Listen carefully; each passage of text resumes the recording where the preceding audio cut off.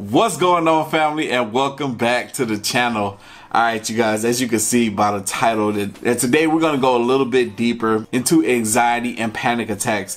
But specifically in this video, and we're going to talk about it later on, I'm going to bring up these topics again, but specifically in this video, I want to talk about agoraphobia. And this is something that some of you may have and not even know it. And that was the case for me. I actually had this for years and didn't even know that it had a name. But basically it is the fear of fear. To be afraid of being afraid. To have an anxiety or a panic attack because in your mind you're fearing the worst that could happen. And this can show up in so many different facets. And I'm gonna talk about a few of the ways that it showed up for me and what I have done to overcome it to the point where it no longer haunts me every single day. Whew, I'm gonna tell y'all right now, this is gonna be a bit of an emotional video for me because I know sitting here, I'm going to revisit old memories, old thoughts that were really pinnacle points in my life where things were not very good. And with that being said, let's get into it. All right, so if you're someone who also suffers from anxiety and panic attacks like I once have, and sometimes I still kind of get them, they're not as strong as they used to be and I can kind of shut them off fairly quick. But if you're someone like me that has suffered from anxiety and panic attacks, then who, like myself, you might be someone who just by the sheer thought of being around large crowds of people will suffer from a panic attack, or just by the thought of flying on an airplane, like you can't go near an airplane. You refuse to travel any type of long distances that requires you to get on an airplane because you're thinking in your head that what if I have a panic attack and I can't escape off of that airplane and get to my safe zone, get to my safe area, get to somewhere where I know I'm okay. Like that for me was the reason why I could not, would not, and should not travel for the longest. It was so bad that I was afraid, and I'm not sure if I spoke about this in one of my previous videos, but I couldn't even get in a car and travel to a different part of the state that I currently live in if it was an area that I was unfamiliar with. That's how bad my agoraphobia was, the fear of fear. Heck, for a long time, I stayed single. I wouldn't even date because I was afraid of love. Afraid of love. I was afraid of what could happen or what would happen to me if I were to give all my love, because I had love in me. The love existed within me. I just didn't have it for myself, but I did have it to offer. What if I gave that to someone and now this person, this woman has all this control over my emotions because it's locked. She kept it. She has it locked within her heart. What if she uses it against me? I feared that. That put me into a state of anxiety and panic, just that sheer thought alone. So I would not date for nothing. You couldn't get me to talk to someone of the opposite sex for nothing in the world. I was like, no, there's no way. I can't do that. I'm afraid of what I might do to myself if someone was to have that power and to use that against me. No, I can't. There's no way. And one more example of how I experienced this fear, and a lot of other people who also suffers from anxiety and panic attacks also experience this in the form of agoraphobia, is movie theaters. Being in a space that is closed off amongst a group of people, dark room and loud noises. I remember a time I was hanging out with a buddy of mine, Fernando. This is years ago.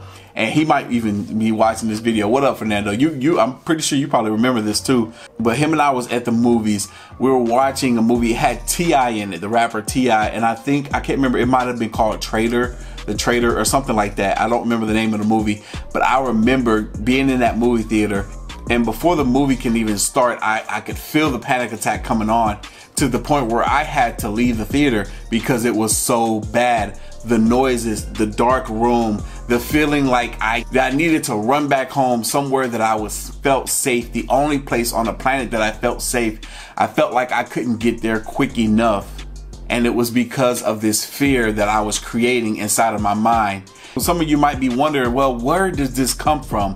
Where does this fear, what does this phobia come from? And ironically enough, doing some research, I found out that for a lot of people, this fear, this phobia, it comes from depression. When your depression gets so bad that it causes you to start having anxiety or panic attacks. Now, for me, that was the order that it went in. I never had anxiety or panic attacks until I got depression. Now, if you're someone that's suffering from anxiety or panic attacks and you also suffer from depression, think back.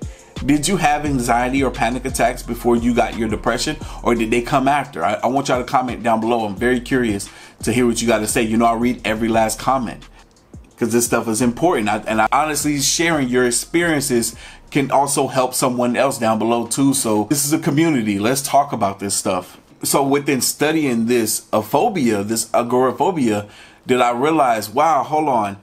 This was something that I had that I was actually able to cure within myself and get rid of it before I even knew that it had a name, which is crazy to think. And it kind of baffled me a little bit. And the young lady commented on one of my previous videos, I think it was the video on depression. She asked me to cover this topic, and here I was like, yo, I'm not comfortable covering something that I know nothing of, and I don't even feel like even if I do the research, that it will be responsible of me to talk about something that I myself have not experienced. So immediately I was going to shut it down. No, I'm not going to cover that topic because that is not a field or area that I'm familiar with. And then I got to read a little bit more of her message. Then it triggered me, you know what, let me go and do a little research on this thing called agoraphobia, only to discover that, wow, I myself has suffered from this thing for 10 plus years. And it's a possibility that some of my viewers have suffered from it as well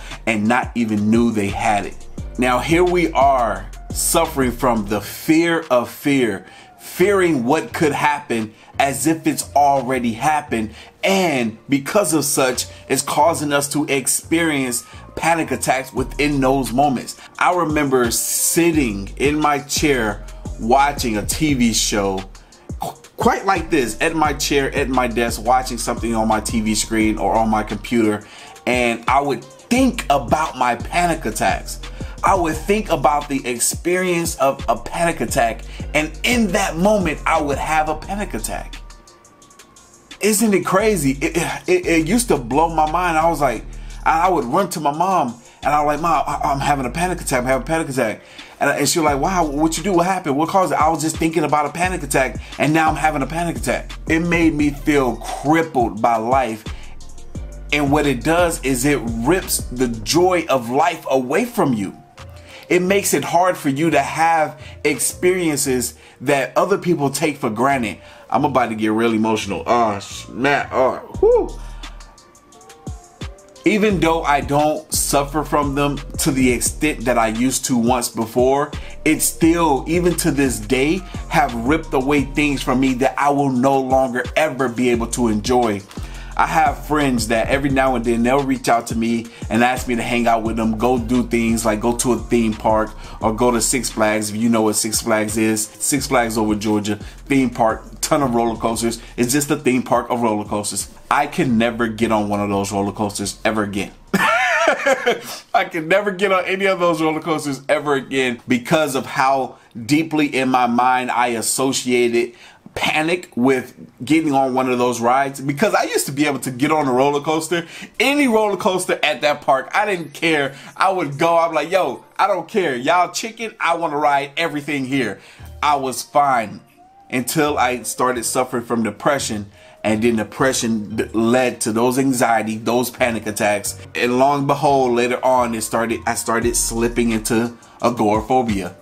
The fear of fear. So I would have friends be like, oh man, you're lame. You don't want to do anything. I'm like, you don't understand. I would love to be able to go to a theme park and ride on a roller coaster, but I'm afraid of what will happen if I have a panic attack on that ride and I can't get them to stop that ride in that very moment, and I myself cannot get off of that ride and escape and go to my safe place. So it sucks. It sucks that if we don't get a hold of our depression, our anxiety and panic, if we don't get a grasp of it soon enough, early enough, that it can cause us to have and acquire these things in our life that will forever hold us back from really experiencing and enjoying life to the extent that we would like to. Now, in a couple of months, I'm about to be going on a trip. I'm going to Mexico. Everyone that I'm going with, they're looking to go on these excursions where they go out and have fun, scuba diving, jet skiing, zip lining, doing all types of activities that they're gonna really enjoy. Now, the old me, because of agoraphobia, would have thought about how I can't do any of those things because of the fear that I would have of getting a panic attack while I was doing any one of those activities. Now, this time around, I had another excuse for not wanting to partake on those things. And it's not because of the agoraphobia. It's not because of the panic attacks that could occur, because I have calmed those things down and they no longer control me in the way that they used to. Now I'm just thinking the fact, hey, I can't do some of that stuff. I can't swim. I'm not about to get in the water and have to depend on anybody to pull my 300-pound ass out of it and not be able to. No, I'm not getting in the water, nowhere near it. Thank you. Zip lining? No. What's the weight limit? 240? I'm way past that. I can't do that. I'm not getting on there. So I'm gonna relax. But it's not because of the excuses that I used to give before. And you guys, that is so freeing. It is so freeing to know that and believe and trust that you no longer have to be bound by this fear that's controlling your every single move.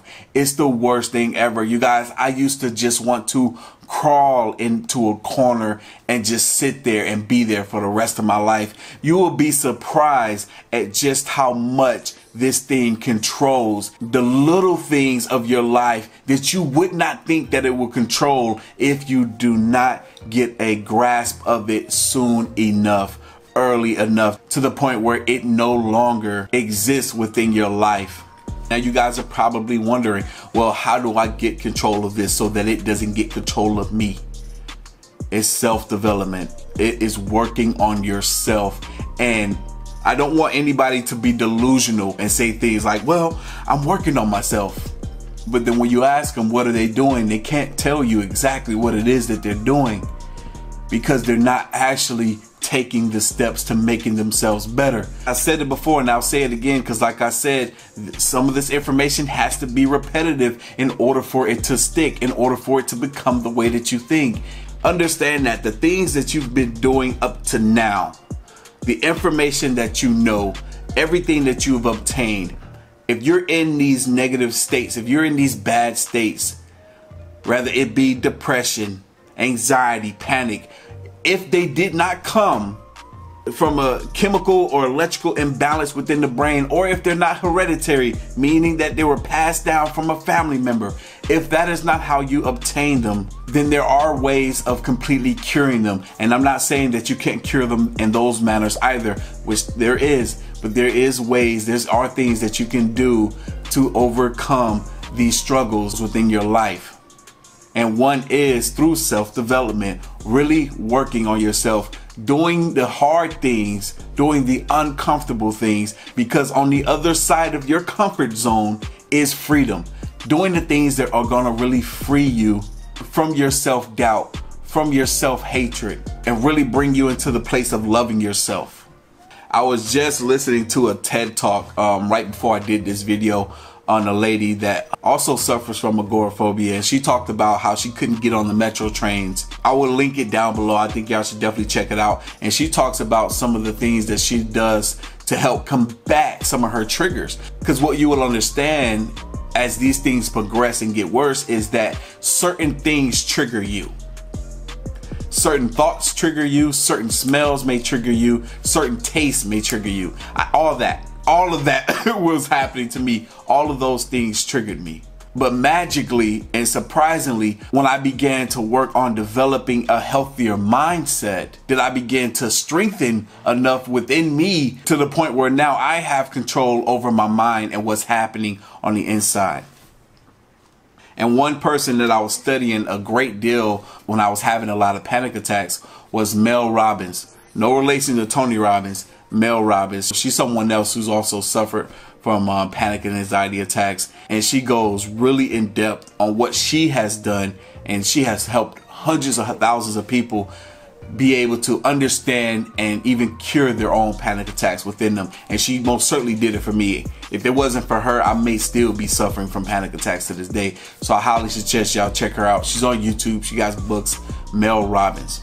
I'm gonna tell you this right now. If you're one of the type of people that think that it isn't that serious for you to start picking up a book and learning more about this stuff, learning why it comes into your life, learning what the triggers are, learning how to combat it. If you're someone that doesn't think it's serious to get online, watch videos, or listen to some of the people that I'm speaking on when it comes to this stuff, then all I can say is good luck. You guys, I know, I understand it might not be fun, it might not be interesting, it may be boring. But if you're like me and you get to the point where you're willing to do anything to help free you from this hellhole that you're in, then you can and you will find the information that you seek. It's exactly what I had to do for me, to the point now where I enjoy it. One thing that I've done, I'm sure a few of you will not try this, but I challenge you to try it and report back here once you do. One thing I've tried was to meditate. Some of you may be thinking, that's not for me, that's not my thing. I will look stupid doing that.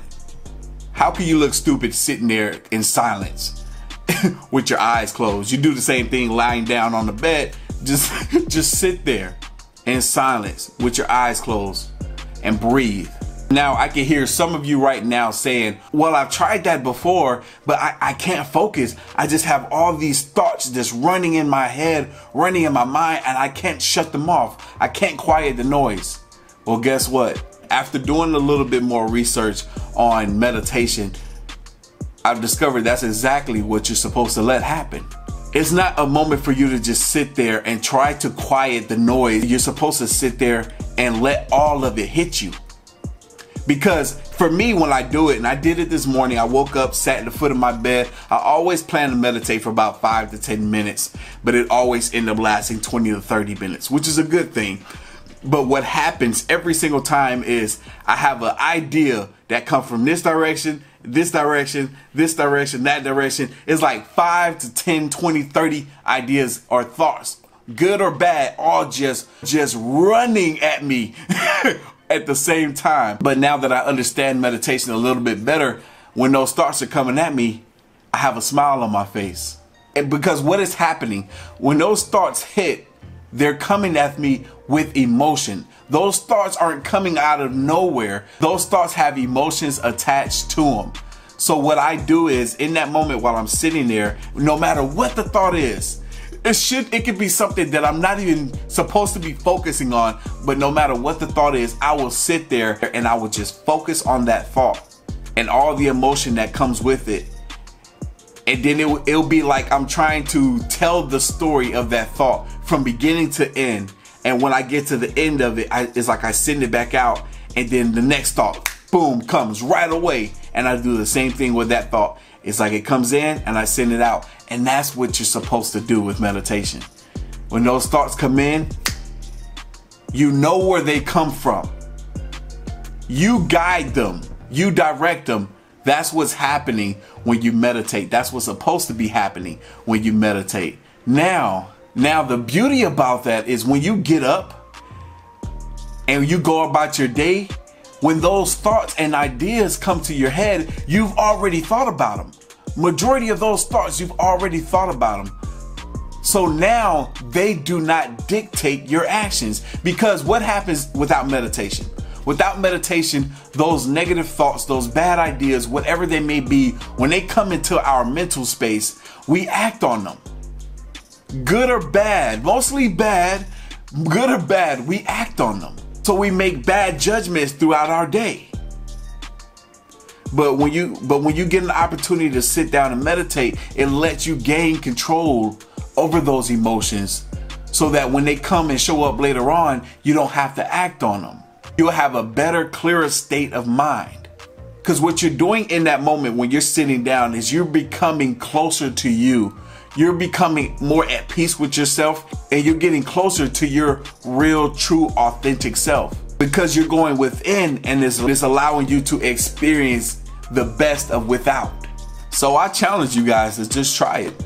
Give it a try. No, this video isn't about meditation. No, I did not think I was going to be talking about meditation in this video. It's just one thing, one tool that I use in my daily practice, in my almost daily practice, to help center myself, just to help bring more peace into my life, into my mental state, into my physical state. And one more thing I want to add to this before we get out of here is movement. Exercise. Studies shown that exercise decreases depression. It's almost like depression is this energy and exercise burns that energy. And I strongly believe it. If you follow me on Instagram, for instance, you will see every single day I post videos of me going to the gym. Every single day I'm posting a clip of me going to the gym. Well, what does that do for me? I'm struggling to get this weight down. It hasn't done a whole lot there, but it most certainly has decreased my negative mental state. When I go long periods of not going to the gym and not being physically active, my depression, it creeps back into my life. I have these moments, and it'll usually happen like 1 week out of every month, where I'm in a very negative mental space, and it will last for an entire week, and I'll be aware that it's there, and I'll just live in that moment of sadness and loneliness and doubt, and not so much depression, just a negative mental space. But when I work out, it doesn't show up. And that's just for me. I'm not saying that will be the same thing or same way for everyone. Those are a few tools that I've used to help with all this, to help with my anxiety, my depression, and I challenge you guys to try them as well. If you do not try this stuff, then of course it will not work for you. Give it a try. Now, a little added motivation to make you want to make this stuff really happen. And it's this thought right here. One thing that I tell myself all the time: do what's hard while it's easy. That's one thing that always burns. That's an idea that always burns in my mind. Do what's hard while it's easy. The older you get, the harder it will become for you to manage this stuff. If you're someone that's young, a teenager watching me now, you can do this a lot easier than even someone that's my age. If you're my age, you could do this a lot easier than your parents. Do what's hard while it's easy. It's only going to get harder. It's only going to get tougher for you. This is your life. You only get one opportunity. This is my life. I'll be damned if I don't do everything in my power to make it the best that I can make it. I'm only gonna get to live once. Nothing else is worth it. If you're sitting here, you'll be like, yo, but I don't have time. I don't have time to do this. I don't have time to do that. Now, I know some of you may be parents, you know, hell, some of you may even own a business or work 14 hours a day at your job. And you might say things like, well, I don't have time for self-development. I don't have time to read. I don't have time to meditate. I don't have time to go to the gym. I don't have time to eat better. If you sit down and watch your favorite TV show every single day, then you have time. You're just not spending it correctly. One thing I realized for me was that it was so important that I worked on myself that nothing else mattered. I stopped watching television. I stopped hanging out with friends. I love skateboarding. I stopped skateboarding. I love to draw and paint. I stopped doing those things because it was so much more important for me to work on myself so that when I do reintroduce those people and those things into my life, that now I can do it with the best intent and be completely happy and peaceful with my life and with myself and with the people around me. You guys, this is too important because it doesn't only affect you, it affects those around you as well. I can't stress it enough how important it is to develop yourself and to understand that there is always and will always be more room for improvement. All right, you guys. I'm gonna end this right here. Once again, I hope I was able to deliver some meaningful, impactful information to you all. The next video, the next topic is going to be on how to deal with the loss of a loved one. I might cry in that one. I don't know. I can't promise that I won't. But again, I hope you enjoyed this video, and I'll catch you guys in the next one.